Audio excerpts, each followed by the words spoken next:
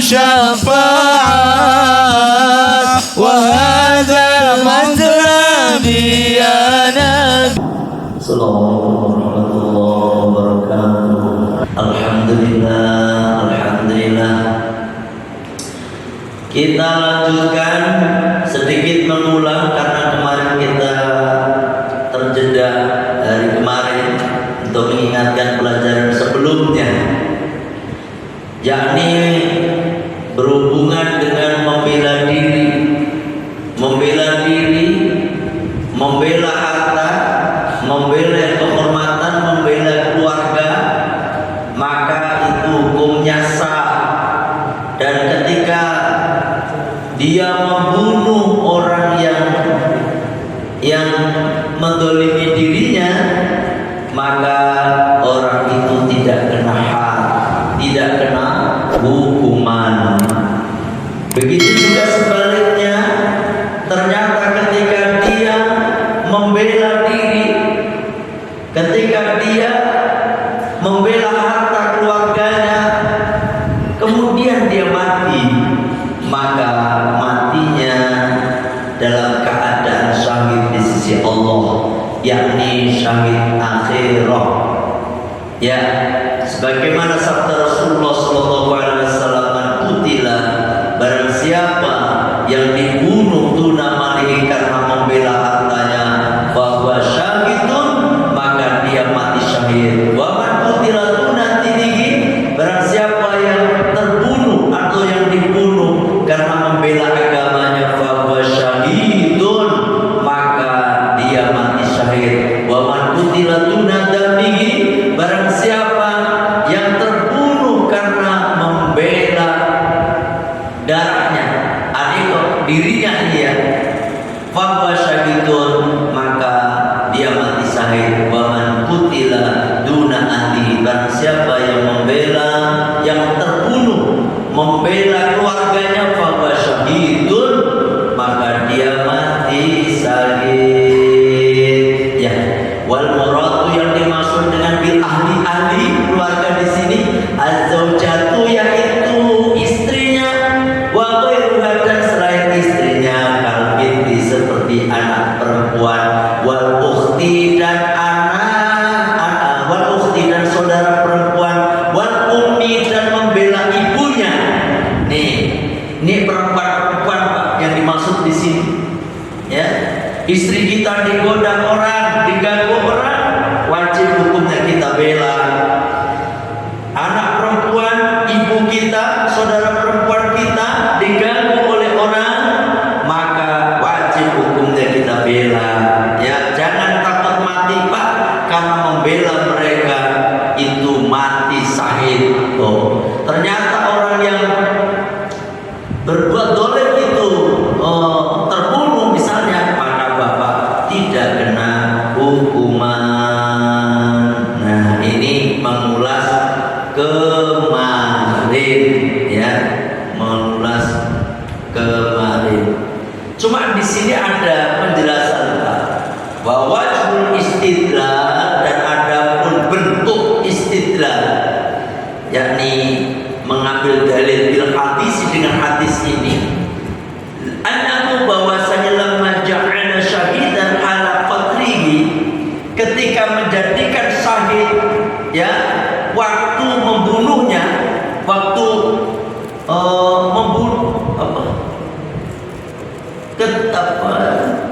ketika terbunuh, ya, dalam ala-ala ayuqatilah, itu menunjukkan dalil bahwasanya bagi dia juga boleh melawan. Artinya ketika dirinya terancam dirinya, hartanya, keluarganya, ya kan, kita boleh mempertahankannya,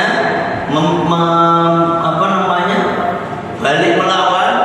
Kama ansyahidal ma'rokati, sebagaimana mati syahidnya orang yang berperang, lalu ayuqatal, ketika dia dibunuh. Itu sama, orangnya mati membela agama, yakni membela agama, melawan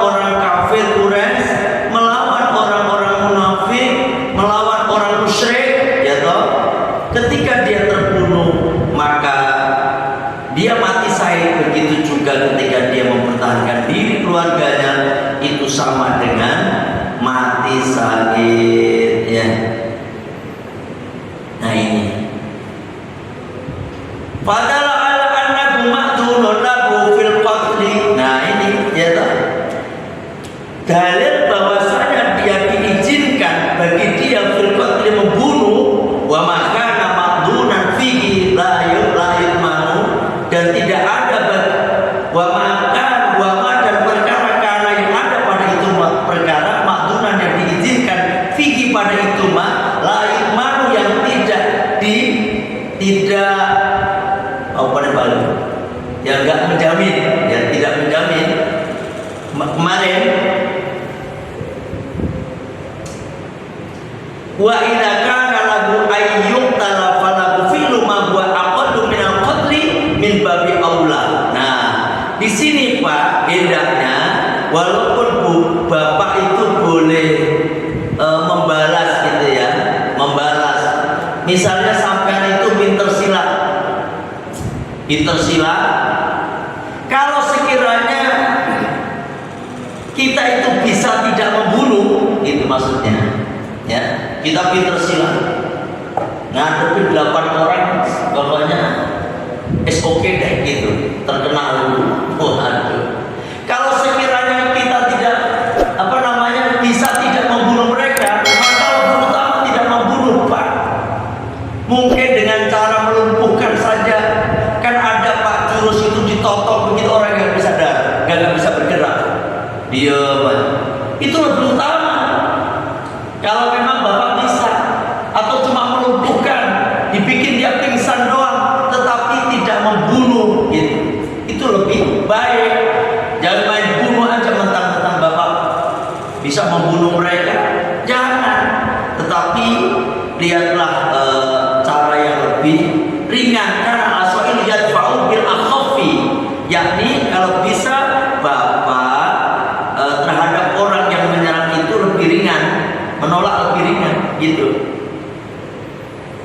Fa'in ankana dafuhu bisoyati. Oh, kalau mungkin bisa juga kita ini melawan dia, yakni menolak penyerangan dia bisoyati dengan cara menjeritnya jerit aja, ya. Wal istighatsati, atau minta tolong, yang minta tolong aja, ya. Terus tolong, sehingga orangnya takut dan kabur.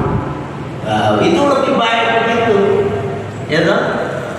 Jangan terus berantem memukul sehingga si lawan itu kemudian mati, itu, ya. Paham ya Pak nih? Ini tambahan aja kemarin, ya, tambahan. Sekarang kita lanjutkan. Wa ala raqibid dabbati, dan atas orang yang naik kendaraan. Ini dabbat di sini kendaraan zaman dulu yang ditunggangi Pak, seperti onta, seperti kuda, seperti keledai, seperti khimar, ya toh. Maka bagi penumpang tadi yang memiliki Pak, domanuma, wajib dia menanggung segala sesuatu atlafat yang merusak pada barang. Siapa? Dabbatuhu, tunggangannya. Nah, ini ada penjelasan Pak. Jadi sebelum ke sini Pak, sebelum di sini. Ini ya, sebelum ke arah sini ada tambahan ini, ya. Wal musdafi'atu an nafsi ghairihi wa malihi wa ghirihi kal mudafa'ati an nafsihi. Dalil, ya, bahwasanya kita bisa membela orang lain, ya, bela orang lain, hartanya, kehormatan, sebagaimana dia membela dirinya sendiri. Nyuwun sewu Pak, misalnya ada orang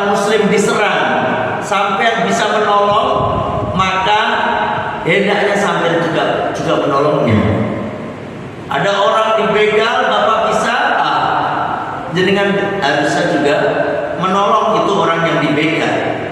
Di sini ada penjelasannya ini.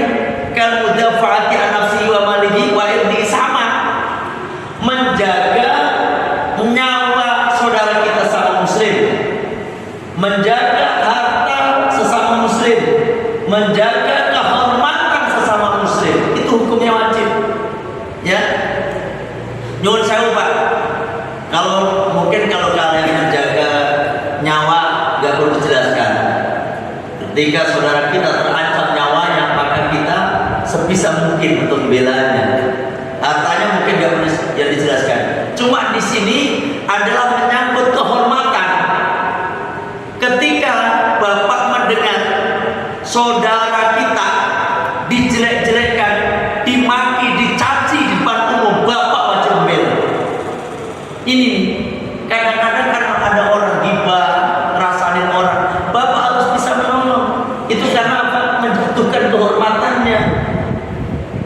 Dan Anda kan, makanya ini saya sampaikan, Bapak ketika ini ketua panitia peringatan Maulid, ketua panitia peringatan Isra dan Mi'raj.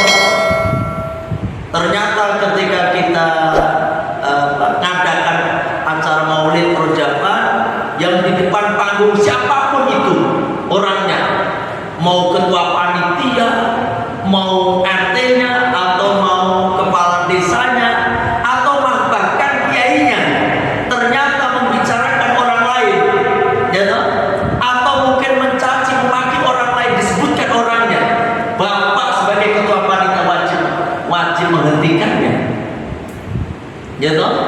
Masalahnya sampai berani apa kagak itu doang. Kalau yang ngomong itu kadang-kadang kiai kan masalah itu mah. Ya, kalau secara umum mah global nggak masalah. Secara umum banyak. Misalnya ada seorang pencuri, beda kalau kayak begitu. Pencuri kan banyak. Tetapi ketika ada menyangkut satu orang, maka Bapak harus membela. Apalagi cuma kadang-kadang menyebut presiden kita, walaupun nggak nyebut Pak Jokowi, Bapak harus bela. Ini nih dalil, ya toh. Kadang-kadang dibiarkan, padahal itu acara Maulid, acara agung, acara di mana majelis Rasulullah SAW di situ. Ternyata di situ kadang-kadang mencaci, memaki pemimpin, disebut namanya, Masya Allah, panitia tanggung jawab itu. Hati-hati itu jadi panitia. Bilang aja, mohon maaf, oke, sampai di sini aja pengajiannya. Berani nggak kira-kira begitu? Apalagi tuh, betul tambah dukung sampai. Iya, karena dosa Pak itu akhirnya yang harusnya kita mendapatkan berkah acara Maulid, berkah acara Rojapan, tambah hilang, tambah dosa yang ada. Untuk nambelin itu tadi, gibah itu udah jelas dosanya. Gibah itu Pak ngomongin kejelekan orang loh, bahkan memang nyata-nyata kejelekannya, ya toh. Apalagi kagak sesuai, itu fitnah, bahkan lebih gede dosanya daripada gibah. Dikru akhoka, menyebut saudaramu bima yakrahu, dengan sesuatu yang dia nggak suka di depannya. Sampai ngomongin fulan, ternyata fulan itu kalau diomongin nggak suka dengan omongan itu, itulah gibah Pak. Dosa gede, ya toh. Kita ngadain Maulid sunnah hukumnya, melanggar dosa besar. Untuk menambelin nggak bisa, ya toh, kagak bisa. Makanya saya kadang-kadang kalau ada undangan ceramah, ya toh, undangan ceramah satu panggung dengan seorang kiai, seorang ustaz, seorang penceramah, kalau udah menyangkut menjelekkan orang, saya langsung pamitan. Daripada saya berantem di situ sama dia, gak pantas ini sama-sama kiai berantem sampai di situ. Yang kedua juga kadang-kadang ini saya dikabar, gimana caranya mau ngomongin di atas panggung, minum pakai tangan kiri, seorang ustaz, seorang kiai penceramah, kadang-kadang dengan santainya makan apa pakai tangan kiri. Pak nyuwun sewu, ya toh, jatuh. Ini dilihat oleh umat loh, dilihat oleh jamaah.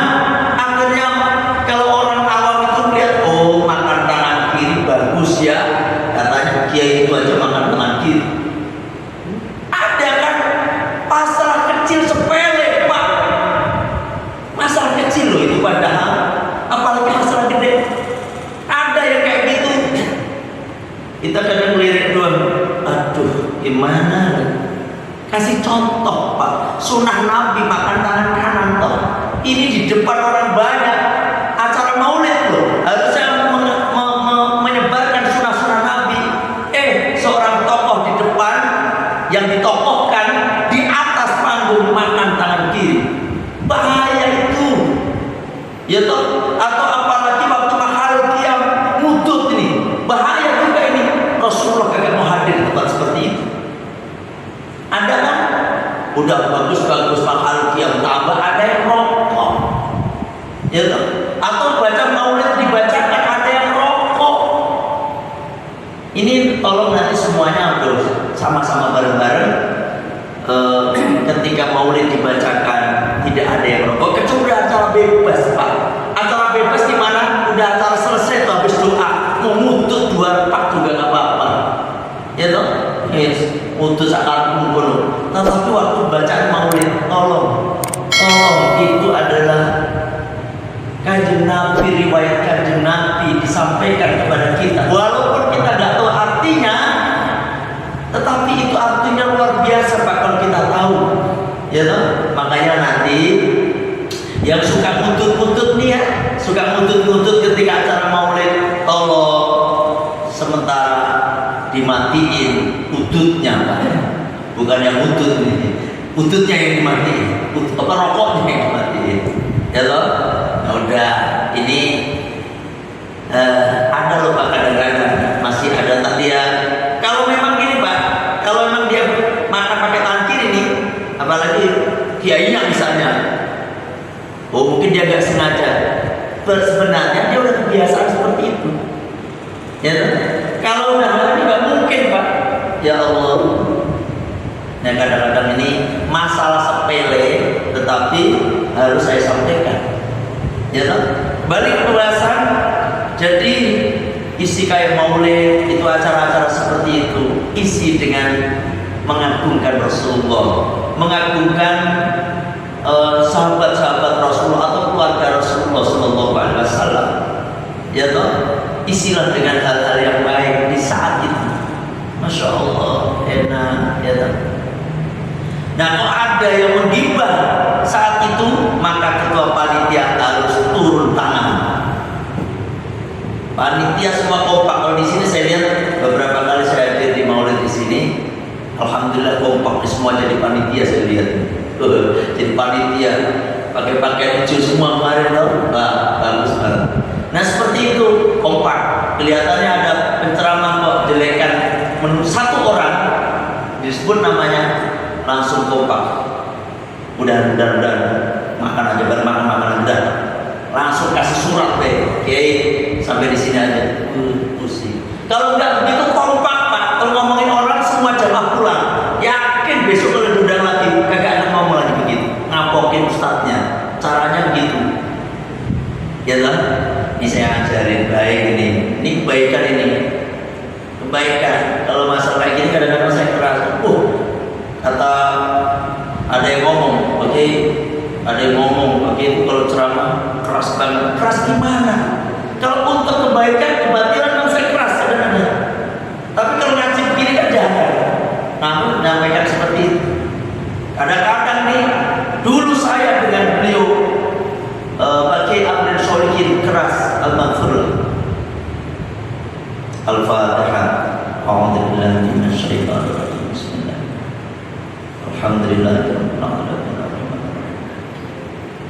Iyyaka na'budu wa iyyaka nasta'in. Shiratal ladzina an'amta 'alaihim.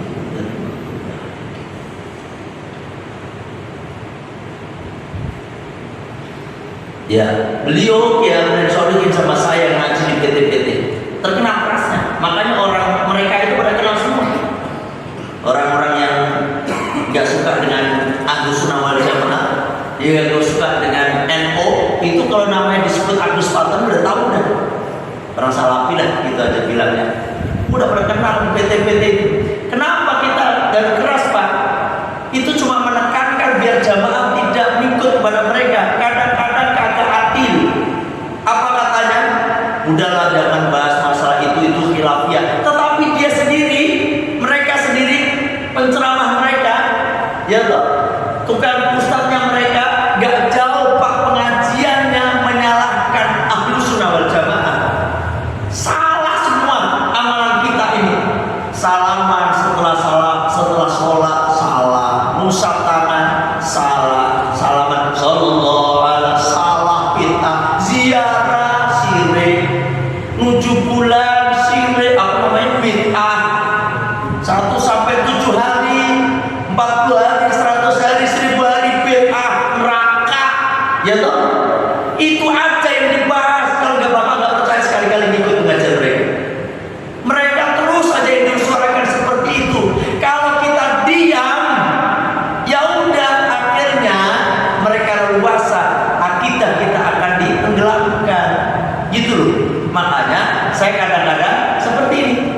Bukan berarti apa Pak? Saya kenapa? Karena biar membackup jamaah-jamaah kita ini, jamaah-jamaah kita ini biar kuat, biar yang biasa maulidan tetap maulidan, yang biasa rojaban tetap rojaban, ya toh? Yang biasa salaman habis sallallahu ala Muhammad, sallallahu ala Muhammad, tetap sallallahu ala Muhammad begitu, ya toh? Jangan hilang. 7 bulan tetap orang ada yang meninggal, teman kita ada yang meninggal, saudara kita, tetangga kita, tahlilan tetap adain. Coba kalau kagak kita nggak ada seperti kita ini idealis, wassalam. Karena di mereka dakwah bukan hanya seperti ini, lewat YouTube, lewat apapun, akhirnya saudara kita ini akan terpengaruh oleh mereka. Yang ada akhirnya Ahlussunnah wal Jamaah salah gitu loh, ya toh? Bukan keras tetapi idealis, tegas. Jangan sampai akidah kita yang insya Allah semuanya ini ada dalilnya Pak.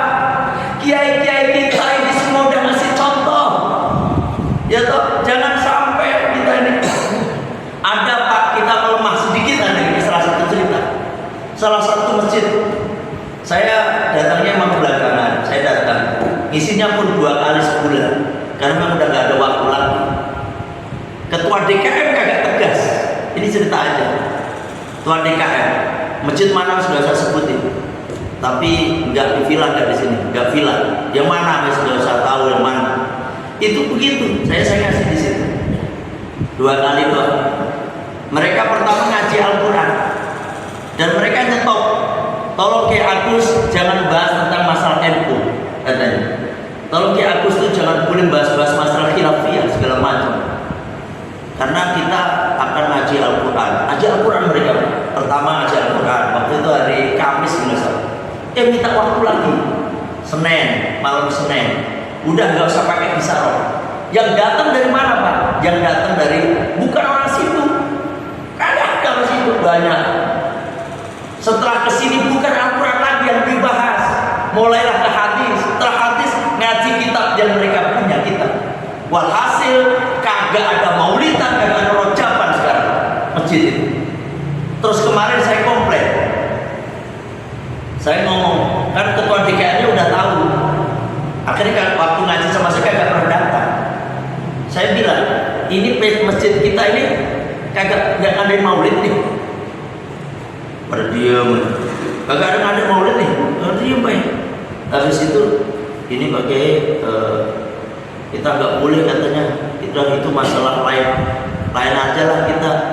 Nggak boleh, siapa yang nggak boleh? Saya bilang gitu. Ada, kalau saya usut ternyata ya itu ada orang yang tadi ngaji setiap malam dan orangnya ngaji karena kedengeran atau Pak ngaji itu Pak kayak gini ngaji kedengeran semua.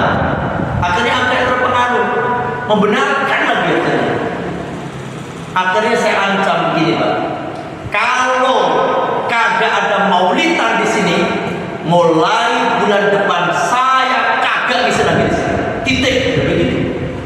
Habis ngaji Pak, ini tidak ketua apa namanya pengurus mendatang. Mohon maaf, enggak. Insya Allah kita akan pendekatan. Ya Allah, kenapa ini tadinya masjidnya ada maulidan, ada mau rojaban tahun ini kagak? Padahal ketika diumumkan ada dana masjid loh Pak.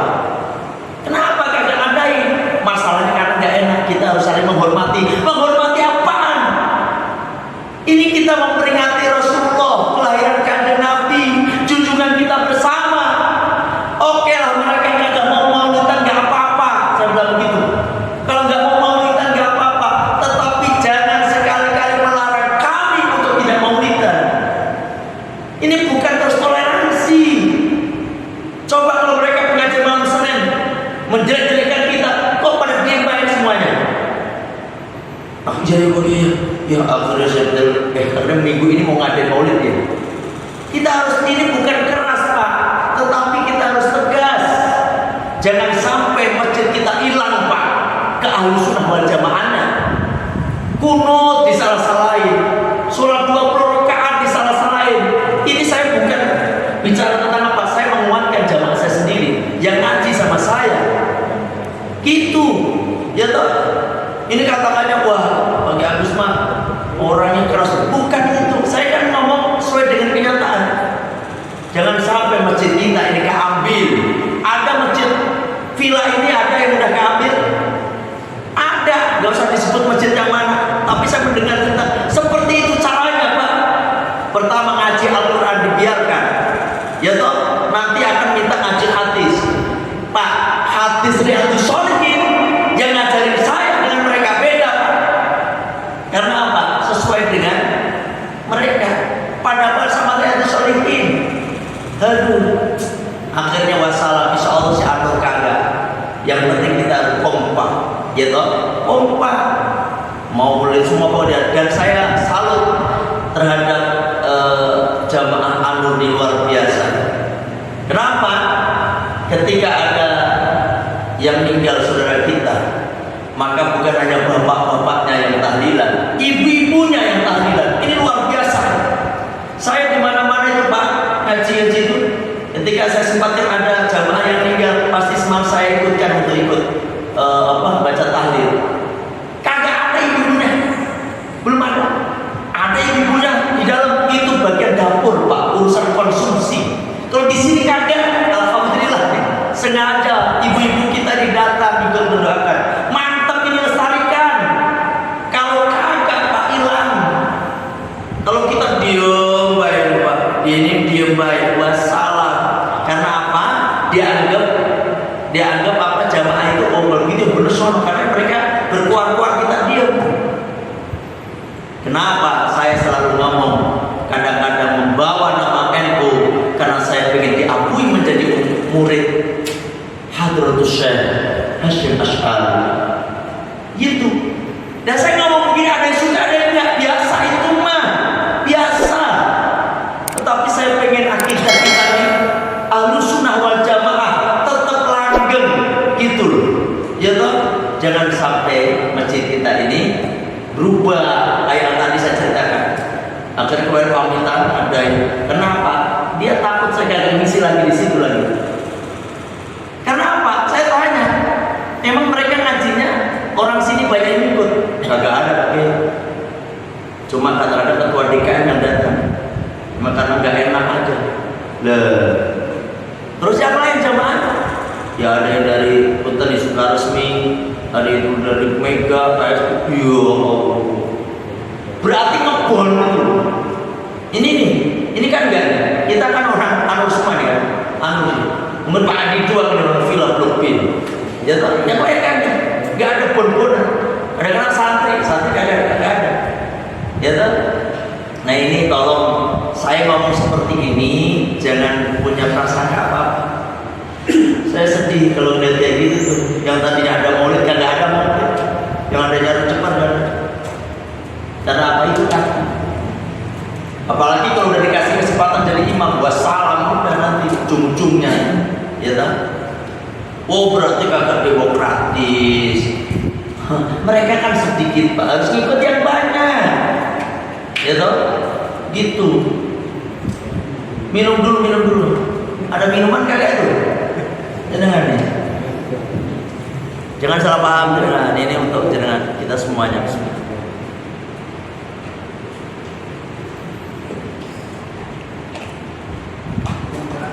Karena bahas tentang apa? Membahas tentang tadi acara-acara yang besar. Kita udah mengumpulkan uang banyak, puluhan juta untuk mengadakan acara maulid. Ternyata acara maulid itu jadi ladang dosa. Jangan sampai. Insya Allah saya udah berazam. Saya berazam untuk puasa diam Pak.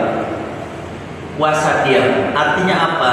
Berarti nggak ngomong itu ngomong, banyak ngomong. Diam itu saya insya Allah nggak ngomong kecuali yang untuk kebenaran kayak gini. Ngomong baik-baik aja. Kagak mau ngenaik orang. Tadi ngenaik orang, siapa yang saya kenain? Kadang-kadang jangan salah paham. Siapa yang saya kenain? Itu kelompok mereka. Lah, mereka ngomongin kita kemana-mana. Kan bukan per individu, ini untuk menyelamatkan kita. Kita lanjutkan. Mana tadi? Yang mana tadi? Ini tambahan tadi. Oh ini nih. Mana dalilnya? Oh, dalilnya Pak. Dalil ala dzalika ma hadis riwayat meriwayatkan kepada itu hadis. Siapa? Ahmad, Imam Ahmad fi musnadihi, di dalam musnad, di kitab musnad beliau. Yakni juz 3 ayat 487. Anna Rasulullah sallallahu alaihi wasallam, bahwasanya Rasulullah sallallahu alaihi wasallam qala, beliau bersabda, man udillah, barang siapa yang dihinakan. Nih Pak, dengerin nih. Man udillah, barang siapa yang dihinakan indah di sisinya, mukminun, seorang mukmin, falam yang surbu, kemudian dia tidak menolongnya. Nah, tidak menolongnya. Ada orang yang dihinakan, ada orang yang dirasani, digibah, difitnah, bapak nggak menolongnya, wa qadirun ala ayyan surabu, padahal dia mampu untuk menolongnya. Dia padahal mampu untuk menolongnya. Ada saudaranya dia mampu untuk menolongnya. Apa kata kanjeng Nabi? Adzallahullahu ala ru'usil khalaiq yaumil qiyamah. Maka Allah akan menghinakan itu orang. Ya toh, itu orang di depan apa namanya, pemimpin makhluk besok di hari kiamat, di depan banyak orang. Ya, makanya ayo bareng-bareng tolong orangnya lagi didolimi, tolong orang yang lagi disakitin. Kita ini sakit kita adalah gimana? Hadisnya Pak? Hadisnya la yu'minu ahadukum hatta yuhibba li akhihi ma yuhibbu li nafsihi. Tidak dikatakan orang yang beriman, ya, la yu'minu ahadukum, salah satu di antara kalian, hatta yuhibba li akhihi, sehingga dia mencintai saudaranya, ma yuhibbu li nafsihi, sebagaimana dia mencintai dirinya sendiri. Ya toh? Ini sekarang lagi di mana? Di Cianjur. Di Cianjur, di saudara kita. Ya Allah. Ada. Ya kita semampunya lah. Ini ada posko, bantu. Di sini ada posko, bantu. Jangan di sini, di sana ya, di sini ya, di sini mana-mana sih. Biarin aja, ngapain? Mau 10.000, 20.000, terserah. Di sini ngadain, Bapak masukin, di sana masukin, di sana masukin, mangga. Ya toh? Karena itu ujung-ujungnya ke sana. Tapi kadang-kadang ada yang lemah imannya. Ternyata bantuan nggak nyampe ke sana karena ada ini, saya nggak nyumbang. Biarin. Yang penting sampai itu udah sampai, mau disampaikan mau kagak. Misalnya ada yang mengambil untung dari musibah ini, dia nanti di akhirat, bukan hanya di akhirat Pak, di dunia akan dapat balasan. Hati-hati, ya toh. Jangan sungguh kepada orang yang nyari-nyari dananya. Biarin aja. Kalau misalnya nggak disampaikan, ya dosanya dia Pak. Ya toh, yang penting kita udah niat. Karena ada berita toh, baru sampai ternyata begini-begini, biarin aja. Yang penting udah sampai niat. Insya Allah apa namanya, niatnya sampai udah sampai. Ya toh. Saya kadang-kadang mikir, ya Allah, hujan terus gitu Pak. Waktu hujan terus kayak apa? Jatuh kapan ya? Tadi. Tapi saya lagi di jalan. Saya lagi di jalan sama istri, lagi dari ada nengokin saudara yang lagi sakit di GCC sana. Hujan terus, ya Allah. Saya bilang sama istri, ya Allah, saya sedih kalau gitu. Kenapa ya? Ya Allah, ini hujan deras banget. Jangan-jangan di Cianjur juga hujan deras banget nih Mak. Itu kenapa Pak? Mereka hidupnya di tenda. Sampai tahu sendiri toh, kalau di tenda itu lagi acara maulid, bocor kabeh, udah hujan. Cianjur itu banyak, bukit, gunung-gunung. Itu dingin Pak, dingin. Ya Allah, gimana rasanya coba? Sedih. Kita bisa duduk begini manis, bisa segala macam, tapi di sana kasihan. Ya toh, maka bantu semampu kita, sepunya kita. Jangan ngocok-ngocokin nggak bantu gitu. Karena ada orang ngocok-ngocokin nggak bantu. Gak usah bantu, gak usah. Udah banyak yang bantu. Ini Pak disebut gimana ya? Gimana itu yang dalam surat Al-Ma'un itu? Ara'aital ladzi yukadzibu bid-din fadzalikal ladzi yad'u'ul yatima la yahuddu 'ala ta'amil miskin fawailul lil musallin alladzina hum 'an shalatihim sahun alladzina hum yura'una wa yamna'una al-ma'un wa yamna'una al-ma'un. Itu menghalang-halangi orang untuk berbuat baik kalau ditafsirkan. Kalau nggak mau nyumbang diam baik Pak, tapi yang menghalangi ini ketika ada orang berbuat baik tambah jahat. Nauzubillah min dzalik. Jangan pendusta agama orang menjaga. Ya toh, udah ini tambahan saja. Ya toh, tambahan. Insyaallah semoga sampean amal sampean yang udah lewat mana posko mana yang Bapak kasihkan, mau bentuk pakaian, makanan, uang, ya Allah semoga diterima oleh Allah Subhanahu wa taala. Ya kan? Karena terus jangan punya prasangka begini loh Pak. Di sini mah sekarang jauh dari gempa.